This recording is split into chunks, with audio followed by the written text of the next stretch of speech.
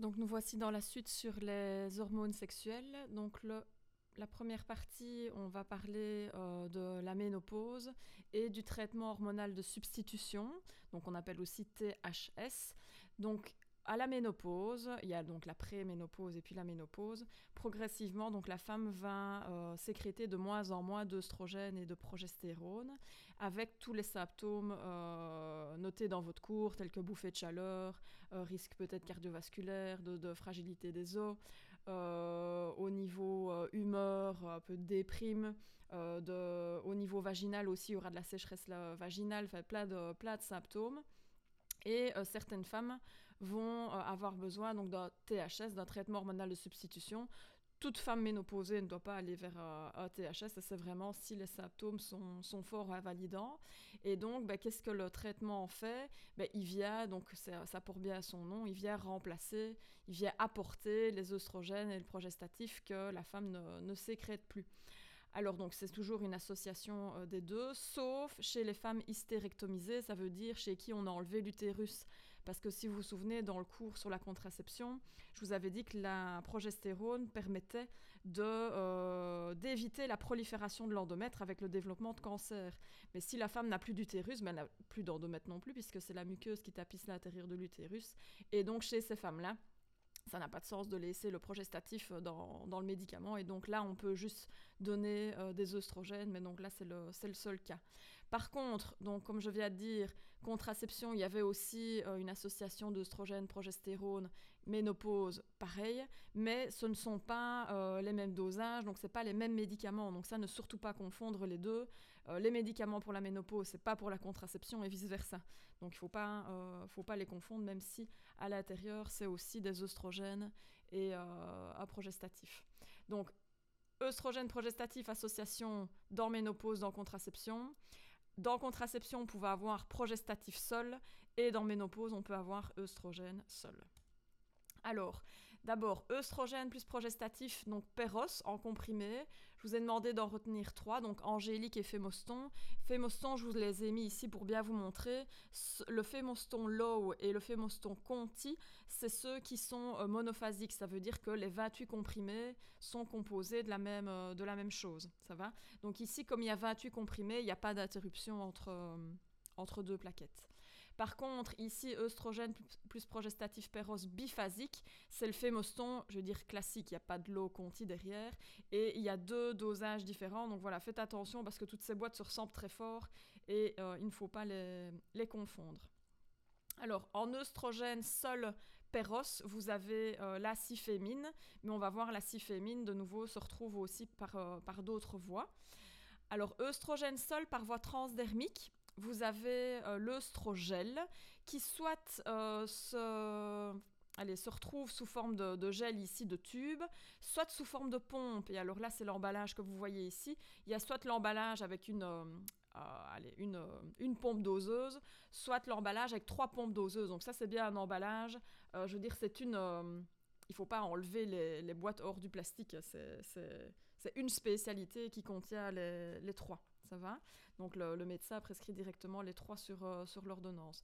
Donc ça, principalement, ici, l'œstrogel, c'est utilisé pour traiter les bouffées de chaleur. Donc comme vous voyez au niveau du répertoire, soit ça existe donc en gel transdermique, mais en tube classique, c'est celui-ci, soit pompe doseuse, un seul flacon, ou directement un packaging là, de 3 pompes doseuses. Et donc les pompes doseuses, elles permettent avec une pression de délivrer une quantité précise d'œstrogène. Donc les applications d'œstrogène, comment est-ce que ça se passe? Donc c'est la femme elle-même qui le met, c'est le soir ou le matin, donc de préférence après la toilette au même moment, donc chaque jour. Donc il est recommandé d'étaler le gel le plus largement possible, de préférence sur les avant-bras, les bras ou les épaules. Ça va? Mais il faut éviter l'application sur les seins et les muqueuses, comme la muqueuse vaginale. Ça va? Donc c'est principalement sur les bras et les épaules qu'on met l'œstrogel, donc pour traiter les bouffées de chaleur. Alors, ici, comme je vous ai dit, soit la femme a toujours son utérus, soit elle ne l'a plus. Donc si elle a toujours son utérus, mais en plus de l'œstrogel qu'on pourrait lui donner par voie transdermique, ben, il sera conseillé qu'elle ait de la progestérone en plus pour éviter qu'il y ait des problèmes au niveau de l'endomètre. Donc c'est ça qu'il est mis ici. Donc chez les femmes ayant un utérus, donc un emploi de longue durée d'œstrogène sans ajout de progestérone augmente le risque de cancer de l'endomètre. Et donc c'est pour ça qu'il est recommandé d'utiliser les œstrogènes avec un progestérone à côté. Donc soit on a œstrogène progestatif Péros, donc là les deux sont combinés, soit le médecin lui a mis un œstrogène par exemple en gel et elle aura un progestatif par voie orale par exemple. Ça va. Et alors, soit on prend ça en cyclique, ça veut dire pendant 21 jours d'œstrogène et puis 7 jours de pause, ou alors en continu, on met de l'œstrogène sans interruption, au moins 25 jours par mois. Ça va. Et si la femme n'a plus d'utérus, ben, comme je vous ai dit à ce moment-là, on peut utiliser les œstrogènes sans avoir de progestatif à côté. Alors, œstrogène toujours seul par voie vaginale, ben, c'est l'acifémine. Donc, vous voyez, là, c'est sous forme d'ovule et là, sous forme de crème vaginale. Donc, comme c'est par voie vaginale, c'est principalement ici pour traiter les sécheresses et les irritations vaginales qu'on appelle, on dit aussi que c'est une atrophie vaginale. Donc, ça comprend la sécheresse et l'irritation. Et donc, comme c'est des ovules et crèmes vaginales, le mieux, c'est de le mettre avant le coucher. Comme ça permet de rester plus facilement en place une fois qu'on est couché. Pour la posologie, ça c'est le médecin qui décide en fonction de la personne. Et donc pour l'acifémine en crème, donc en fait c'est un piston, il y a un seul piston par tube. Hein.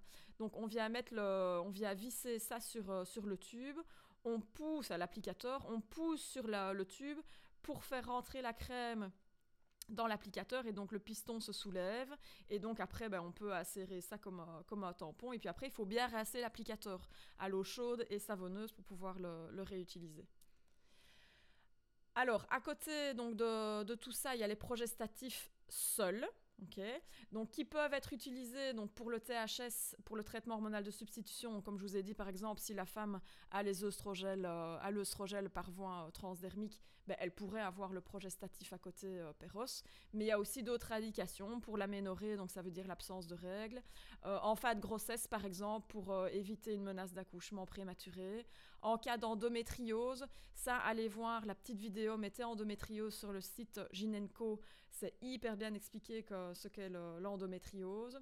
Puis vous avez le cancer, pour certains cancers hormonodépendants comme le cancer de l'endomètre, ça c'est des traitements qui peuvent être donnés, donc des progestatifs seuls. Alors soit vous avez en comprimé, moi je vous demande de retenir Dufaston, Luténil et Utrogestan qui existent en comprimé à 100 et 200 mg. Attention, Utrogestan existe aussi en petites capsules vaginales, donc les boîtes se ressemblent très fort, donc vérifiez bien ce que le médecin a prescrit et de prendre la bonne boîte. Progestatif seul, il y a aussi le progestogel, donc sous forme de gel transdermique. Lui, principalement, il est indiqué pour les tensions douloureuses des seins et ou associé à des pathologies kystiques bénignes du sein. Donc ça, c'est spécifique pour ça. Et donc, le progestogel, comme il l'est bien mis, donc en fait, vous avez une petite réglette à l'intérieur. Donc pour avoir la dose, il faut presser le tube et faire un boudin sur la petite rainure de la réglette. C'est ça qui permet d'avoir une dose plus ou moins précise. Et donc à ce moment-là, on applique ici le progestogel sur les seins. Ça va ? Alors, autre classe, c'est ce qu'on appelle les SERM. Donc ça, c'est pour dire modulateur sélectif des récepteurs aux œstrogènes. Donc en fonction des cas, ce sont des agonistes, des antagonistes. Enfin, je vous demande juste de retenir que ce sont donc des modulateurs sélectifs des récepteurs aux œstrogènes. Simplement retenir le clomite, c'est pour les troubles de la fertilité chez la femme. Lévista, c'est pour l'ostéoporose, donc après la ménopause. Et le Nolvadex, c'est pour le traitement du cancer du sein. Autre catégorie, les inhibiteurs de l'aromatase. Donc aromatase, c'est une enzyme qui synthétise les œstrogènes et donc du coup, ça va permettre d'inhiber la synthèse des œstrogènes et on donne ça, du coup, l'Arimidex, c'est le seul que je vous demande de retenir pour traiter le cancer du sein. Et alors enfin, avant-dernière catégorie, les androgènes, donc ce sont les hormones sexuelles mâles. Donc les indications, ça peut être donné pour traiter donc en thérapie de substitution dans l'hypogonadisme mâle, donc ça veut dire que justement les organes sexuels ne se développent pas bien, donc on vient donner des hormones sexuelles mâles en traitement. Ça peut être pour le retard de croissance, ça peut être en cas d'impuissance si on a bien mis en évidence que la puissance était due à un déficit d'hormones sexuelles mâles, et ça peut également être utilisé comme anabolisant par exemple chez les sportifs. Donc l'androgel ici à base de testostérone, c'est un gel de nouveau qu'on met sur les épaules et les bras. Et ici, Sustanon et Decadurabola, ce sont des injections. Decadurabola aussi, ça peut être prescrit par exemple après des opérations pour favoriser la reprise de muscles quand la personne a été alitée pendant un long moment.